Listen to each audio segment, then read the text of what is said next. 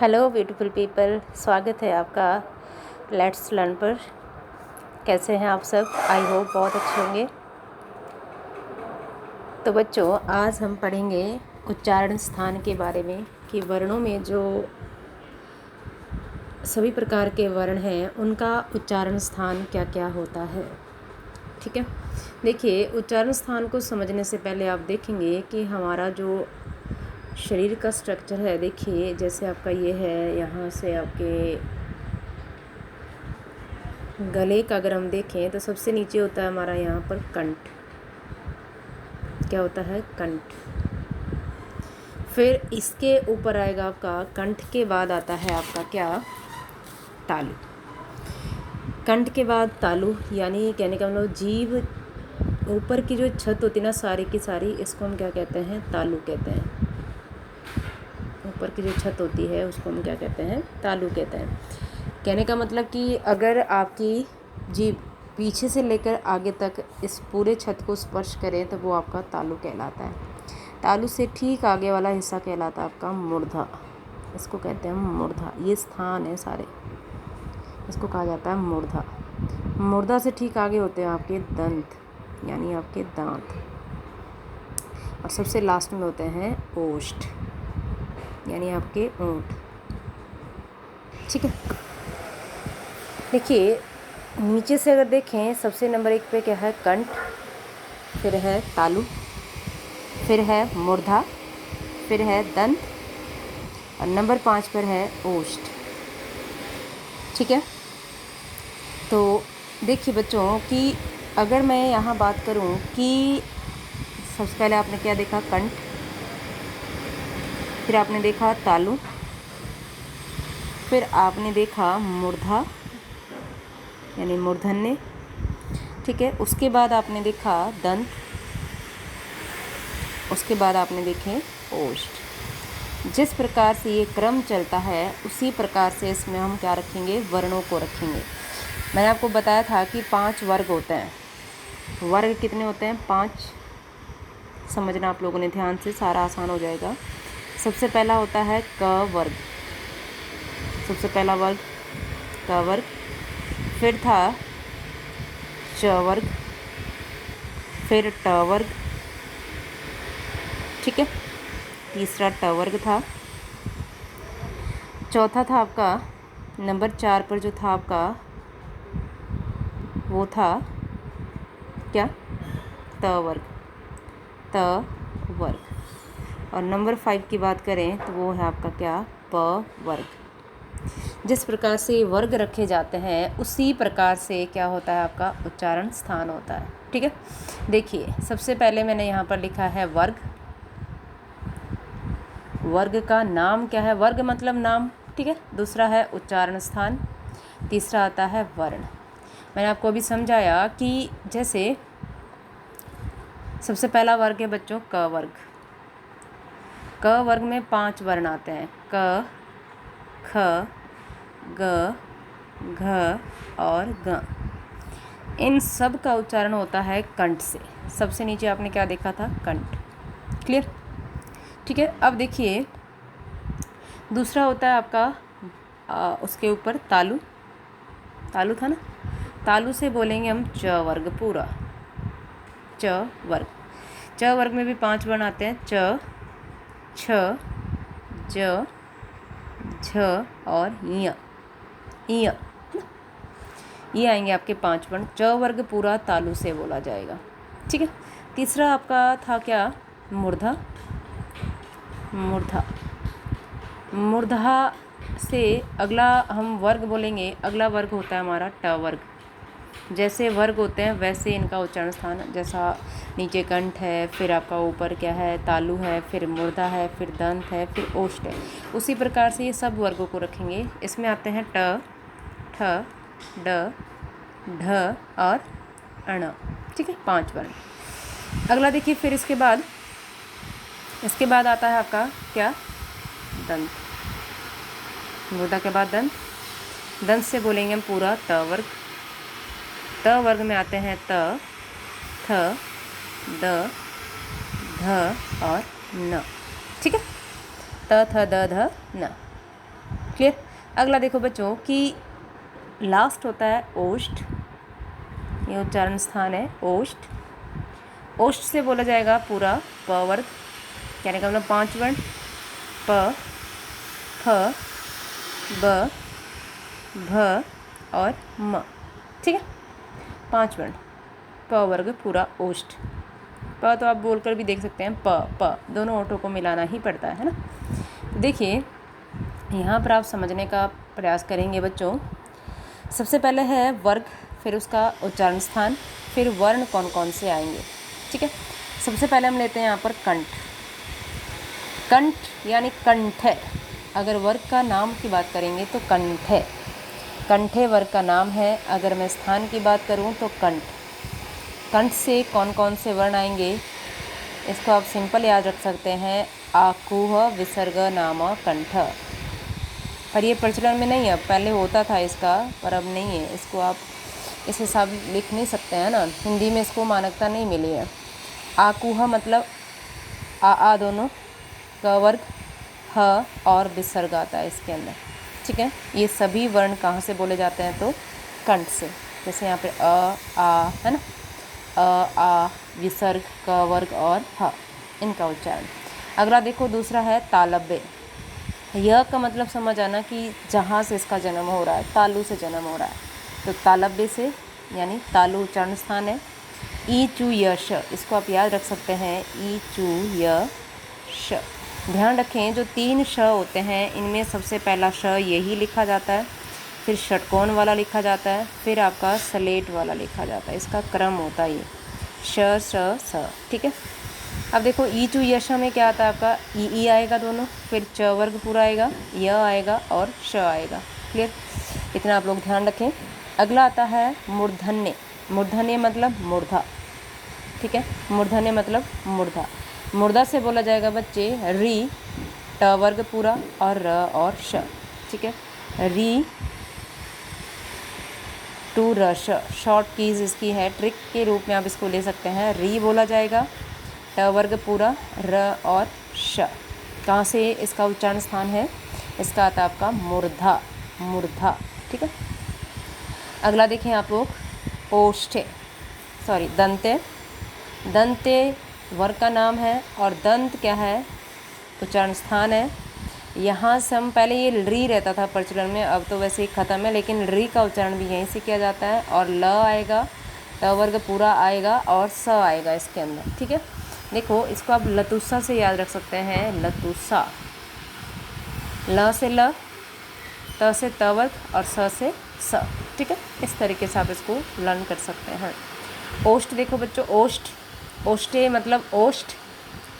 ओष्ठ से बोले जाते हैं ऊ और प वर्ग, ठीक है, ऊ और प वर्ग। ऊपू भी याद रख सकते हैं आप इसको, ऊपू ऐसे, ठीक है, आपको ध्यान रहेगा ये। आगे देखिए फिर इसके बाद ये 5 आपके ख़त्म होते हैं। जिस प्रकार से वर्ग थे उसी प्रकार से इनके स्थान भी थे, हमने नीचे से ऊपर की ओर देखा था। अब देखिए आप नासिक्य, जो नासिका से बोले जाते हैं, सभी पंचमाक्षर नासिक्य से बोले जाएंगे, ज्ञ य ण न म, ठीक है। अब देखो अगला क्या है, कंठ नासिक्य, यानी कंठ नासिका से बोला जाता है आपका एक वर्ण आता है, कौन सा, अंग, जिसको आप अंग बोलते हैं। इसको न भी पढ़ते हैं और म भी पढ़ते हैं, ये जो ऊपर होता है ना, मैंने यहाँ लिखा भी है कि इसको न भी पढ़ा जाता है और इसको म भी पढ़ा जाता है, ठीक है।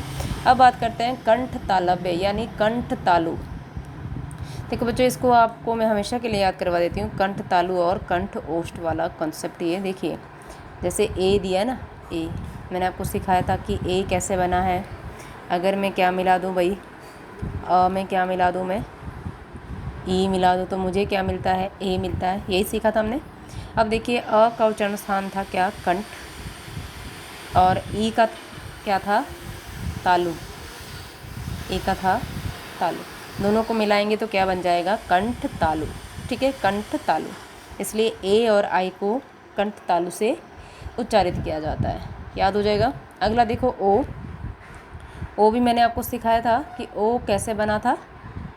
अ में क्या हमने मिलाया था, ऊ, है ना। अब अ देखो कंठ से, और ऊ देखिए ऊ का उच्चारण ओष्ठ से होता है। तो ये दोनों मिलकर क्या बन जाते हैं, कंठ ओष्ठ बन जाते हैं।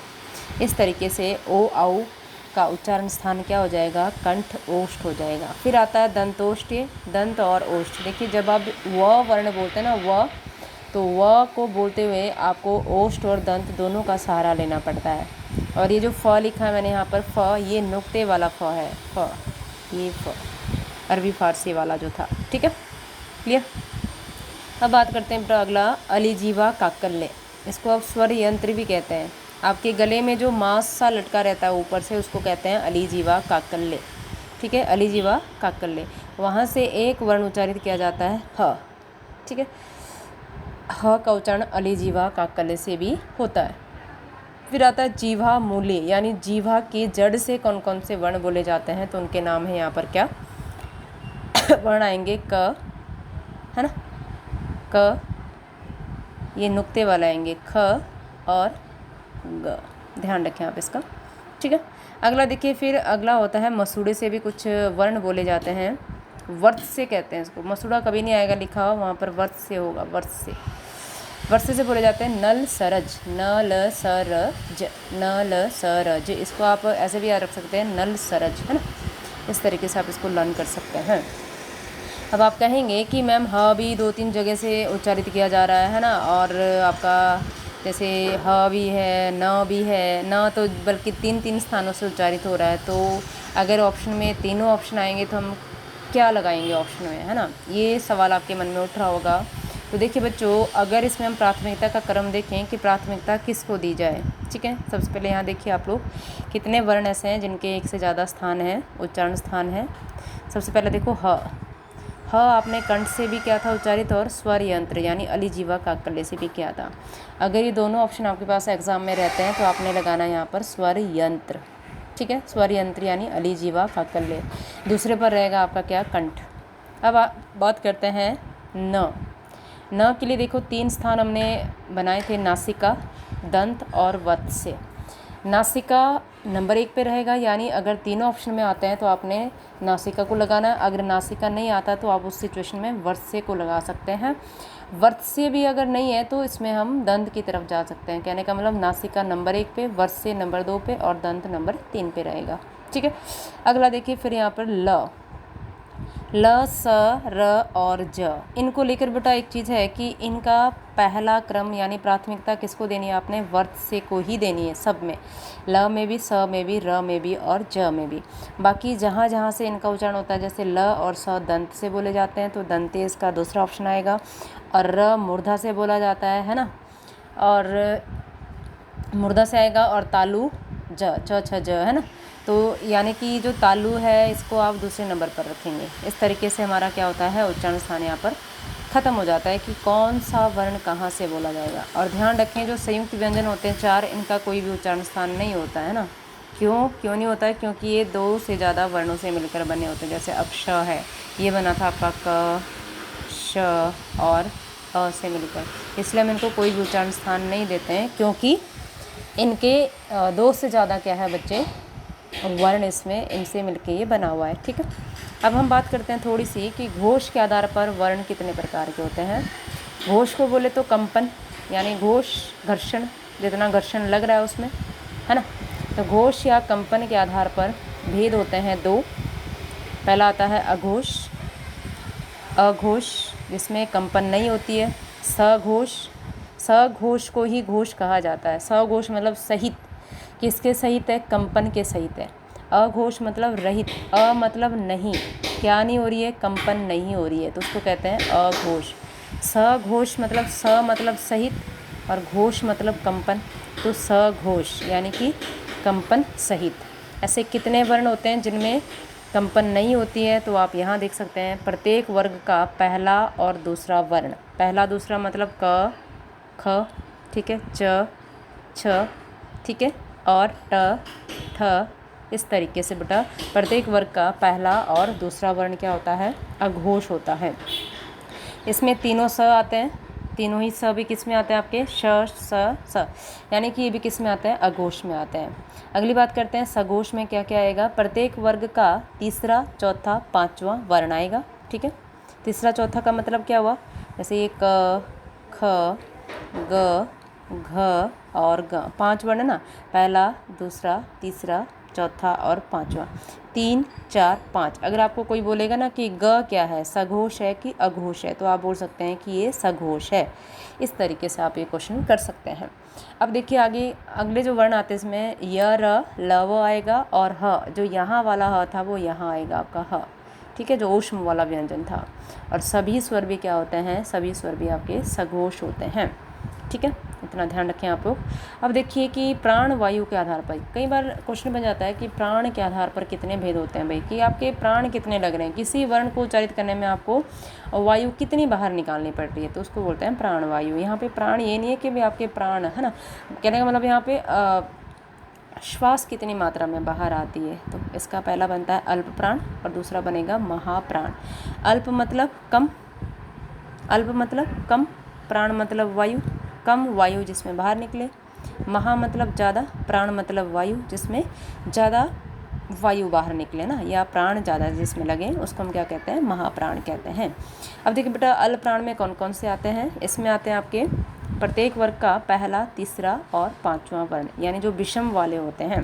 विषम वाले मतलब देखो अल्प प्राण में कौन कौन से आते हैं, अल्प प्राण में आते हैं आपके, जैसे आप यहाँ देखें, जैसे क है, ख, ग, घ और ग। इसमें देखो 1, 3, 5, पहला, दूसरा, तीसरा, चौथा, पांचवा, ऐसा होता है ना। तो 1, 3, 5 किस में आएंगे, आपके अल्प प्राण में आएंगे, और 2, 4 किस में आएंगे, आपके महाप्राण में। समझ आ गया होगा आप लोगों की ये 1, 2, 3 क्या है और 1, 3, 5 क्या है, 2, 4 क्या है ना। महाप्राण में प्रत्येक वर्ग का दूसरा और चौथा वर्ण, जैसे मैं मान लूँ ट वर्ग ले लेती हूँ मैं, ट, ठ, ड, ढ और ण, है ना। देखिए 5 वर्ण है ये, इसमें क्या बोल रहा है कि महाप्राण कौन सा होगा, ठ होगा और क्या होगा, ढ होगा। ठ देखो ट, ठ, ट में कम समय लगता है, ठ में थोड़ा ज़्यादा वायु बाहर निकलती है। इस तरीके से आप इनको देख सकते हैं, ट, ठ, ड, ढ, है ना, ढ, अण, इस तरीके से बोल सकते हैं आप इसको, है ना, ठीक है। अब देखिए बेटा कि अगर इनमें संख्या पूछी जाए, जैसे यहाँ पर देखिए अल्प प्राण है, इसमें अंतस्थ भी आता है, य, र, ल, व आता है, और इसमें सभी स्वर भी आते हैं। और जो कामता प्रसाद गुरु थे ना, इन्होंने सभी स्वरों को अल्प प्राण कहा था, ठीक है, ये ध्यान रखें आप लोग। अब देखो महाप्राण में आते हैं आपके ऊष्म, श, श, स, ह, ठीक है। ऊष्म किस में आएंगे, क्योंकि इसमें भी आपको पता ही है कि इसमें भी वायु हमारी थोड़ी सी ज़्यादा बाहर निकलती है। अगर संख्या की बात करें तो ये दोनों मिलाकर 44 होते हैं। देखें यहाँ पर 13 है अघोष और 31 है सघोष, दोनों मिलाकर कितना हो गया, 44। यहाँ पर देखिए नीचे 30 है आपके अल्प प्राण और 14 है आपके महाप्राण, दोनों मिलाकर कितने हो गए, ये भी 44 हो गए, है ना। अब हिंदी भाषा का पाणिनि किसे कहा जाता है, तो कामता प्रसाद गुरु को कहा जाता है, क्योंकि इन्होंने हिंदी व्याकरण पर बहुत ज़्यादा काम किया था, है ना, इसलिए इनको क्या कहते हैं हम लोग, कामता प्रसाद गुरु को हिंदी भाषा का पाणिनि कहा जाता है। अब आपके माइंड में आ रहा होगा बेटा कि बहुत सारे वर्ण हो गए, वास्तव में हिंदी में वर्ण कितने हैं। तो देखिए वर्णों की अगर मैं बात करूं, ध्यान से समझिएगा वर्ण कितने हैं। सबसे पहले आपने स्वर देखे, ठीक है, स्वर कितने थे, 11। फिर आपने देखे व्यंजन, व्यंजन कितने थे, 33, मिलाकर कितने हो गए, 44। इसको आप लिख सकते हैं क्या कि मूल वर्णों की संख्या या साधारण, हिंदी में मूल वर्णों की संख्या कितनी है, तो वो आएंगे आपके 44, यानी साधारण वर्णों की संख्या कितनी है, तो 44, ऐसे क्वेश्चन बनेगा यहाँ से। दूसरी बात देखिए, इसके बाद 44 में मैं और ऐड करूँगी इसमें, जैसे 44 मेरे पास हो गए, फिर मैं इसमें 2 और ऐड करूँगी, क्या 2 आएंगे इसमें, क्या अयोग वाहा। कौन कौन से थे अयोग वाहा, अंग और आहा, ये केवल स्वर के साथ ही चलते हैं बेटा, है ना, अंग और आहा। फिर मैं 2 और जोड़ दूंगी इसमें, उत्क्षिप्त कौन कौन से थे, है ना, अढ़ और अढ़, है ना, ये वाले 2 और जोड़ दिए। फिर आते हैं 4 संयुक्त, संयुक्त कौन कौन से होते हैं, अक्ष, त्र, ज्ञ और श्र, 4 आपके संयुक्त व्यंजन इसमें जुड़ जाते हैं। तो कुल मिलाकर कितने हो गए, देखिए 44 और 2 46 और 2 48 और 4 कितना हो गया, 52, यानी 52 हो गए अभी हमारे पास, 52 वर्ण हो गए। इसका मतलब अगर क्वेश्चन पूछेगा हिंदी में कुल वर्णों की संख्या कितनी होती है, तो 52 होती है, याद रखें। कुल वर्ण कितने हैं, 52, पता चल गया 52 कैसे कैसे हैं। अब देखिए 52 56 भी होता है ना। तो 52 में अगर मैं 4 और जोड़ूँ, अब ये 4 वर्ण कौन से जुड़ेंगे, ये हो जाते हैं आपके 56। 4 वर्ण देखो कौन से जुड़ते हैं, 3 तो नुक्ते वाले है ना। ख किसको मानकता मिली थी नुक्ते में, ख, एक था आपका ख, ज और फ। 3 को तो अरबी फारसी वाले, एक था बेटा आपका ये डॉक्टर वाला, ओ ये वाला कॉलेज में आप लगाते हैं जो, है ना। ये 4 वर्ण आते हैं, तो इन सबको मिलाकर कितने हो जाते हैं हमारे पास, देखिए 52 और 4 कितना हो गया, 56 है ना, 56। इनको कहते हैं हम हिंदी में मानक वर्णों की संख्या। मानक वर्णों की संख्या कितनी है हिंदी के अंदर, तो वो आएगी आपकी 56। कोई कन्फ्यूज़न रखना नहीं है, बस क्रिस्टल क्लियर थोड़ा सा याद रखें कि हिंदी में वर्णों की संख्या कितनी होती है। तो आपने देखा ये 44 भी होती है, ठीक है, 52 भी होती है और 56 भी होती है, 56। 44 थे आपके मूल वर्ण, 52 बने थे कुल वर्ण, और मानक वर्णों की संख्या कितनी है, तो 56 आएगी। इतना आप लोग ध्यान रखें, ठीक है। इस तरीके से हम हिंदी में देखते हैं कि कितने वर्ण हैं, किन वर्णों को किस कैटेगरी में रखा जाता है ना, कौन से स्वर कौन से हैं और उनका उच्चारण स्थान क्या है। ये मोस्ट इम्पोर्टेंट टॉपिक होता है उच्चारण स्थान। यहाँ से एक ना एक क्वेश्चन जरूर बनता है बच्चों, क्योंकि ये वाला यहाँ से ज़रूर देता है, पूछेगा फ का उच्चारण स्थान बताइए, तो यहाँ पे दंतोष्ट कभी नहीं आएगा क्योंकि ये नुक्ते वाला नहीं है, फ ओष्ट आएगा उस टाइम पे, ठीक है। पूछेगा ड का उच्चारण स्थान क्या है, तो ड ट वर्ग में आता है। ट वर्ग कहाँ से बोलते हैं हम लोग, मूर्धा से बोलते हैं। इस तरीके से आप उनको थोड़ा सा पढ़ सकते हैं। एक बार क्वेश्चन बना था कि निम्न में से कौन सा अल्पप्राण और अघोष है, इस तरीके से दोनों मिला के दिया था, अल्पप्राण भी होगा, ठीक है, इस तरीके से क्वेश्चन बन जाते हैं, और साथ में कैसा होगा वो अघोष भी होगा, दोनों चीज़ें उसके अंदर रहेगी। तो ऑप्शन बने थे आपके पास जैसे क, पहला ऑप्शन क, दूसरा बना दिया ठ, तीसरा बना दिया छ, है ना। इस तरीके से 3 ऑप्शन दिए थे। अब इनमें से आप बता सकते हैं कि कौन सा अल्पप्राण भी है और अघोष भी है। अगर आपको पता है कि अल्पप्राण क्या होता है, 1 3 5, इसका मतलब 1। अब आपको अघोष का भी पता है, अघोष मतलब पहला और दूसरा है ना। लेकिन दोनों क्वालिटी किसके पास है, क के पास है। यहाँ पे हम ठ नहीं लेंगे क्योंकि ठ तो केवल अघोष है ना, अल्पप्राण वो नहीं है। इस तरीके से आप इसको सॉल्व कर सकते हैं बेटा यहाँ से, क्योंकि इस तरीके के क्वेश्चन बनते हैं कि निम्न में से कौन सा सघोष है या महाप्राण है, इस तरह से दोनों को मिलाकर दे दिया जाता है, ठीक है। तो आज हमने थोड़ा सा पढ़ा किसके बारे में, कि जो वर्ण थे, बचा हुआ पार्ट था ये थोड़ा सा। अब आज आपका ये वर्ण विचार वाला मतलब कहने का मतलब कि वर्णमाला वाला टॉपिक ख़त्म होता है, ठीक है। कल से हम संधि को शुरू करेंगे, और संधि भी हम बहुत आसानी से सीखने का प्रयास करेंगे। आपको ये वीडियो कैसा लगा कमेंट करके ज़रूर बताएं, मेरा प्रयास कैसा लगा आप सबको, इसके लिए आप ज़रूर मुझे कमेंट करें। Thank you so much, have a nice day.